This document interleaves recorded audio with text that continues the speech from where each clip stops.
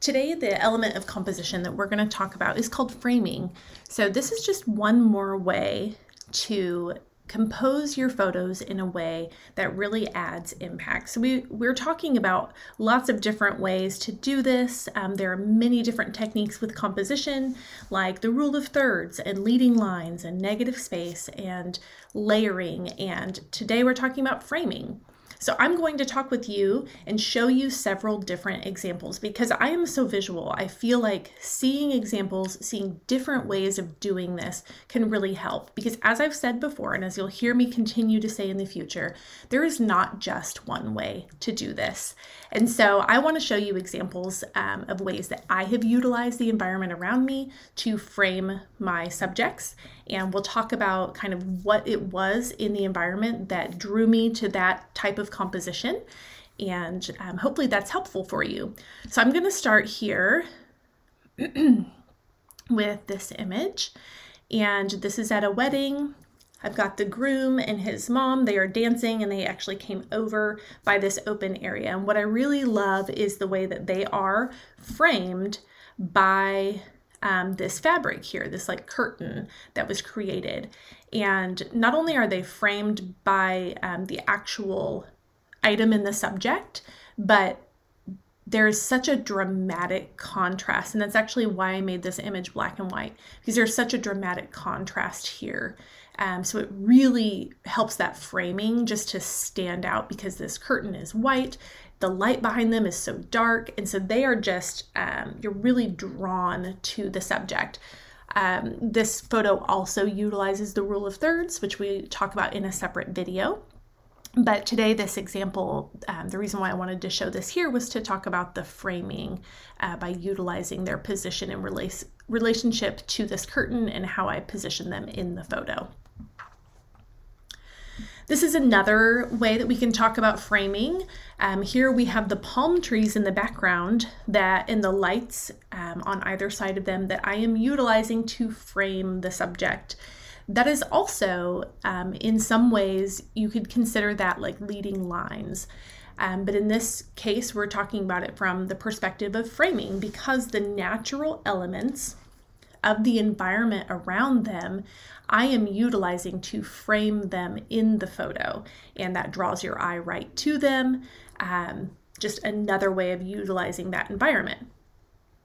This is another way of using framing. This is where it's a little bit less clear. It just looks a lot more natural, but I was intentional in this image and in the way that I composed it to make sure I got some of this greenery here and some of this over here because I wanted that to frame them. In fact, when we began having them walk for this photo, I actually had them quite a bit further back on this walkway, and there wasn't anything in the sidelines here. And those are still good images. I took a couple, but I felt like something was missing. And so I actually stopped shooting and I had them come forward on the walkway a little bit because I wanted, I wanted the environment around them to be what framed them and just to create a little bit more of a focus on my subjects.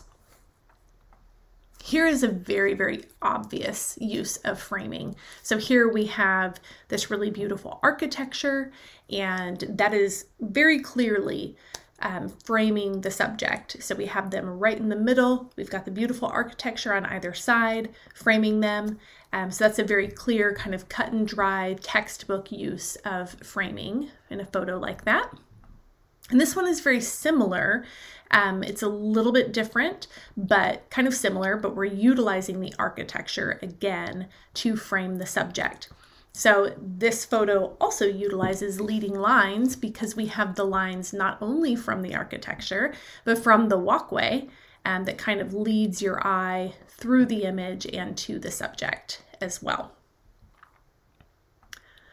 A really fun way to utilize framing is with something like a blanket.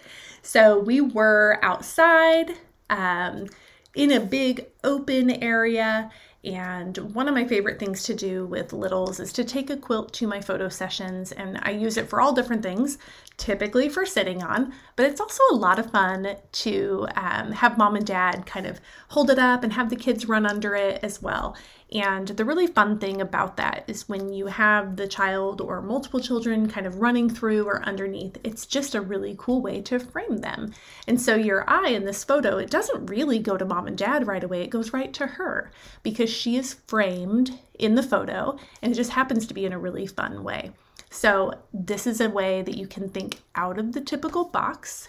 You know, we have kind of the very typical textbook, very straightforward type of framing here, which is very beautiful. But then we also have kind of a more atypical, out of the box way to think about framing. This photo here is taken in a parking garage, and I really loved, well, first of all, I loved the way the light was coming through, but second of all, I really loved the way she was framed here between these like concrete posts.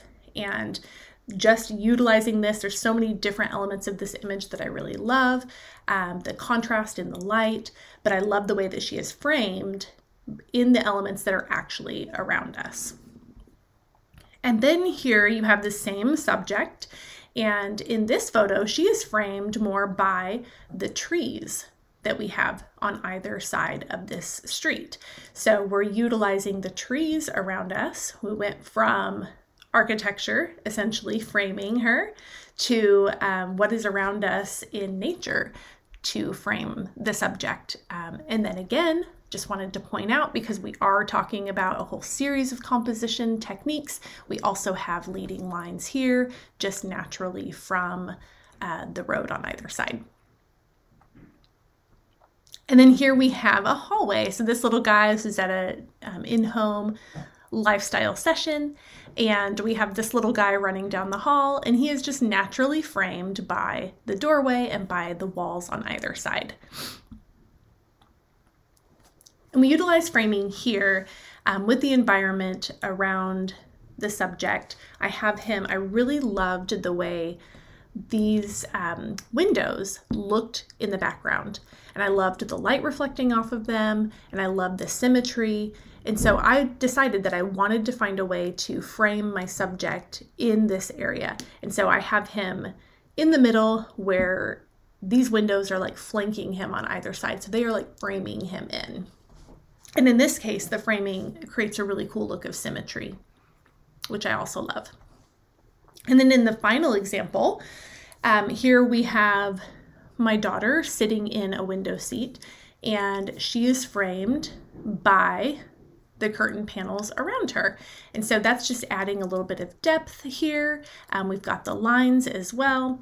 But I really loved the way that when she's sitting here reading, one of her favorite places to sit and read, I loved the way that we had kind of the like the hard texture. We've got the lines here from the blinds, but then we have this soft, kind of the softness around her. Just a really cool way to kind of frame her in. So again, just like with all of our other types of composition techniques, many different ways to utilize framing. But when you think about that, when you're taking photos, think about what are you placing around your subjects, and how can you use the environment around them or where they already are to frame them in a way that brings attention to the subject or to whatever it is in the image that you're wanting to draw attention to. So framing is just one more way. We have lots of different ways. Continue with us through this series to hear more about the other composition techniques that we've talked about.